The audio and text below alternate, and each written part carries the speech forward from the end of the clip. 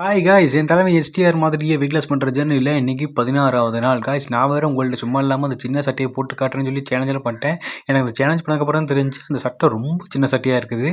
நம்ம என்னப்பா செய்யறது? நம்ம ஒன்று நினைச்சா தெய்வம் ஒன்று நினைக்குது. தெய்வம் நினைக்கிறது இருக்கட்டும்டா, நீ ஏன்டா நினைச்ச? நான் என்ன பண்ண போகிறேன்னு தெரியல. இன்னும் ஒரு மாதம் இருக்குது தீபாவளிக்கு. அதுக்குள்ளே எப்படியாவது என்னால் முடிஞ்சளவுக்கு எக்ஸசைஸ் பண்ணி டயட்டில் இருந்து எப்படியாவது அந்த சட்டையை போட்டு காட்டுறேன் காய்ஸ். எனக்கு நம்பிக்கை இருக்குது. 100% இல்லை, ஒரு 110% எனக்கு நம்பிக்கை இருக்குது அந்த சட்டையை போட்டுருவேன்னு. பார்க்கலாம் என்ன நடக்க போகுன்றது. அப்புறம் இன்றைக்கி வந்து பார்த்தீங்கன்னா எப்பயும் போல என்னால் முடிஞ்சளவுக்கு எக்ஸசைஸ்லாம் பண்ணிட்டு இருந்தேன் காய்ஸ். ஆனால் எனக்கு இந்த எக்ஸசைஸ் பண்ண ஆரம்பிச்சிக்க மாதிரி தான் எனக்கு தெரிஞ்சு என்னோட ரைட் ஹேண்டை விட லெஃப்ட் ஹேண்ட் ரொம்பவே வீக்காக இருக்குன்னு.